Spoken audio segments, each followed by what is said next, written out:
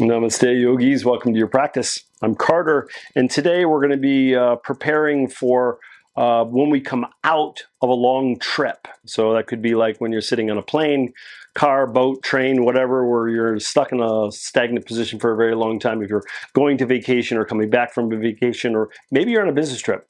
And this is a very short practice for you to find groundedness, open up through the hips and shoulders so you can be ready to either take on your vacation or get ready to go back to work.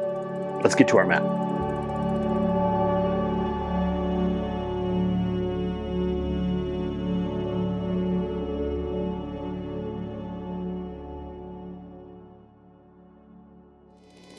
All right, yogis, let's start at the front of our mat. You don't even need a mat, by the way, so if you're on vacation, all you can do is just kind of lay a towel onto the ground. We're going to start with interlacing the fingers behind the back, and you can think gently moving towards sensation. So elbows bent a little bit. You can squeeze the shoulder blades together. If you feel like you need more, you can straighten the elbows, but we're just going to move the neck first.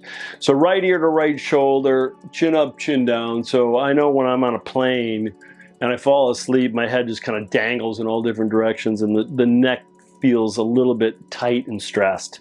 Roll the head back, lift the chin up, wag your jaw, movement with the head left and right, and then left ear to left shoulder, up and down with the chin. We're not trying to fix anything, we're just trying to make sure that the neck stays malleable. Draw the chin towards the chest as you squeeze your legs, squeeze your shoulder blades together, head back and forth. Unwind those fingers, give the hands a little shake, and on your inhalation, just arms reach up nice and tall. Take your right hand, grab your left wrist, and give yourself a little side bend. In this side bend, you're going to look underneath your right arm. You're going to drop your right arm down. You're going to slide it behind your back, twist to the right. The left elbow bends so the forearm rests on the head, and you're going to squeeze the shoulder blades together. So you have the side bend, left elbow up and over. You have the twist, right arm behind the back, maybe around that left hip bone. And you're getting a little bit of a heart opener. You're squeezing the shoulder blades together as the heart comes up. Nice. Inhale, come back to center. Just drop those arms, give them a little shake. And then on your inhalation, the arms reach up. Left hand grabs right wrist, and exhale, side bend to the left. So you get a little bit of space in the right side body to start. Swivel the chin towards the left shoulder, drop the left arm down. Give that a little shake. Left hand behind the back. It may get around the right hip bone. I'm not too worried about it. We start to twist to the left. And then the right elbow bends so the hand or the arm rests on the head. Squeeze the shoulder blades together, lift the heart. Let's get into it a little bit. So that right elbow up and over to the left for the side bend. Left elbow shoulder draws back as I find that twist. Not too much, just kind of finding our center. And then squeezing the shoulder blades together as we get a little openness in the front of the chest. Nice. Exhale, let it all go. Give it a little shake. Shake the hands, shake the legs, and then we're just going to gently find a wide-legged, bent-kneed forward fold. The hands can dangle or find opposite elbow, and we're going to give ourselves a couple breaths here. We're going to bend and straighten knees. You can do it both together, or you can do one knee and the other knee as you sway. Give yourself a couple deep inhalations and exhalations. And then unwind those arms, come up halfway, heel toe your feet a little bit closer together, and on your exhalation, bend the knees, plant the hands, and step back into table pose. On your inhalation, come into cow, so drop the belly, lift the heart, chin, and chest. For a lot of us, the lower back takes the brunt of sitting for a long time, so we're just going to wag the tail, and then we're going to wag the side body, and we're going to also move the head. And then tuck the chin around the spine, tuck the tailbone, gentle cat pose, and wag the side body. And we're going to do that a couple more times. Inhale, cow. And again, movement. It's a great idea. Exhale, cat. Movement or stillness, whatever's working. And then we're going to do it one more time. Inhale, cow. Exhale, cat. Into neutral spine. The knees come a little bit closer together. Straighten the right knee. Keep the right toes onto the ground and push through the right heel.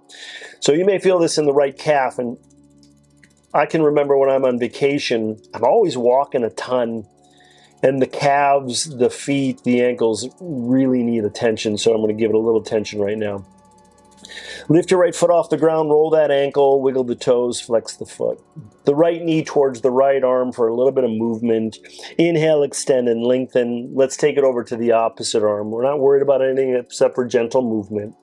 Inhale, extend and lengthen. Exhale, knee towards belly, chest. Step the right foot forward and then bring yourself on up. Support your left kneecap if it's sensitive. This is a towel if you're in a hotel or maybe something nice and soft.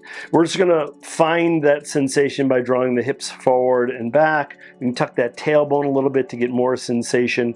And then we're going to give ourselves a gentle twist to the right. So open up those arms, look for the right thumb. We can draw the belly in.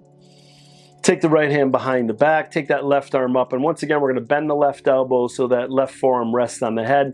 And just like we did in that standing posture, we're going to squeeze the shoulder blades together, lift the heart, the hips can sink forward for more sensation. On your exhalation, let's take both hands down around your right foot, and we're just going to draw those hips back as we roll into the right heel. I don't need you to have a straight right knee, by the way. If you're really open in hamstrings, you may get there, but I'm not worried about it. I want you to focus on the sensation in the hamstring. So draw your right hip back, your left hip forward as we square our pelvis to the front of the mat or room. We can soften or press, and again, to take care of that calf, we can flex the foot more or less. We can soften or press to feel the back of that right leg. And on your exhalation, the right knee bends, the right foot finds the floor. The right hand on the inside of that right leg. Find full extension of the back leg.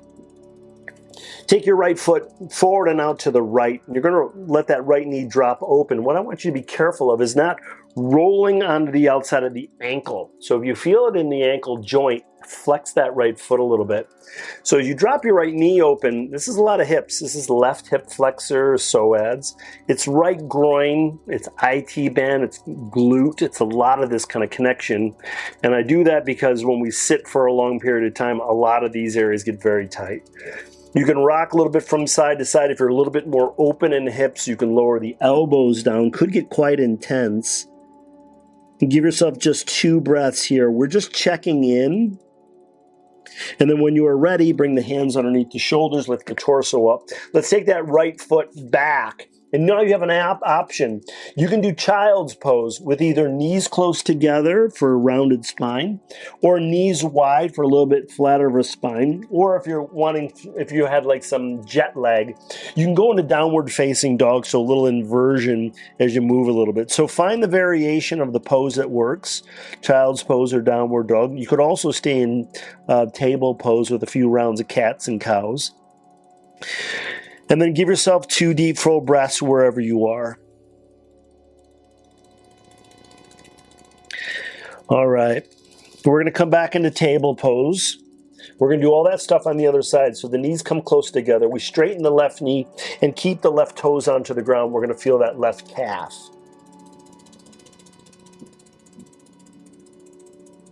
Left foot comes off the ground, roll the ankle, wiggle the toes. I like to shake my body a lot so you can shake the leg a little bit. Left knee towards left arm.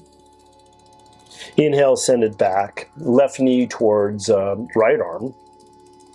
Send that back. Left knee towards the belly, chest, or chin.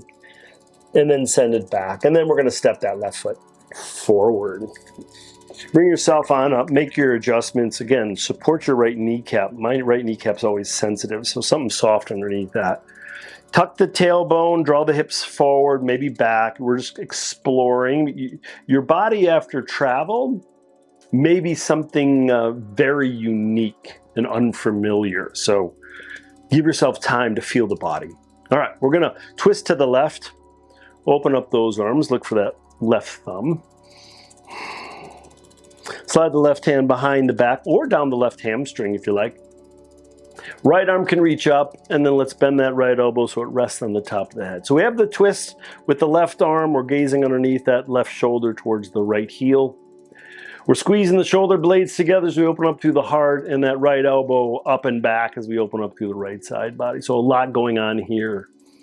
Hips are still sinking forward. You can even press the top of the right foot into the ground to activate the hip flexor. Take both hands down around that left foot. Draw the hips back, roll into that left heel. You may notice one side is tighter than the other. It's pretty normal. Flex and soften the foot, square the hips, bend and straighten the knee. Play, or better yet, be curious of what's going on after that long car ride, train ride, boat ride, hot air balloon ride. Left knee bends, foot finds the floor, left hand inside left leg. Hips sink forward and down. Make sure that ankle's in front of the knee. Roll onto the left foot, knee drops out. Movement, maybe softening forward. A breath or two can get very intense. You could keep in this pose for quite a long time if you like. Can get very intense.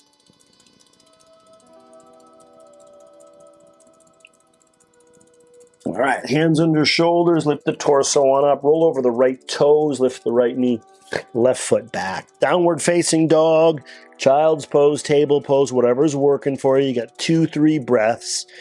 As you take your time, the breath is very important to make sure that you are filling the lungs and emptying the lungs. It gets energy in the body, especially if you have a little bit of jet lag. And then we're going to do pigeon pose. Take your right shin forward. Now, if you were like in a long, let's say I'm in the US, and if you're going to like Europe or Asia and you're on a plane ride for a long time, your hips may be very tight. And if that's the case, you can drop the right hip towards the ground and soften forward so the pelvis does not have to be square to the floor. Traditionally, we square the hips if our knee is okay and our hips are available. But again, I just want you to feel some sensation in the right glute, right? That piriformis area. And then you give yourself a moment here. And again, depending upon how much time you have before you kind of either head out on vacation. For a lot of us, when we're on vacation, we're like, enough is enough. I got to get going. I got a croissant to eat, tea to drink. You could just kind of quickly run through them just so you have some connection to the body. But if you have time, you can stay here as long as you like. It's always a really nice way to open up before a nice long walk or something. All right, let's find our way to the other side. Hands underneath shoulders. Lift yourself on up. Whatever version works for you. You can even chaturanga. You can lower into cobra pose or upward dog. Eventually, you're going to step that left shin forward. And again, you may notice right side, left side is different, and we don't try to make our bodies symmetrical. We're just trying to find connection. We're trying to find balance. So if that means one side needs more attention than the other, that's the way it goes. And give yourself enough flexibility to address the body accordingly. So another breath here. In some of these long-standing or holding postures, there is a great opportunity, especially if you're on vacation, a little bit of gratitude that you have the opportunity to be and move throughout the world and see cultures and just to be around different climates. It's just, traveling is something that's very so special. All right, hands under shoulders, gently lift yourself on up. Let's sweep the foot around and extend both legs out in front of you. A little shake, and then a gentle forward fold, a little tap of the legs. Bring the soles of the feet together, cobbler's pose. Butterfly those knees just a little bit. Hinge forward, come back, hinge forward, adjust the feet, and then give yourself a moment of stillness here.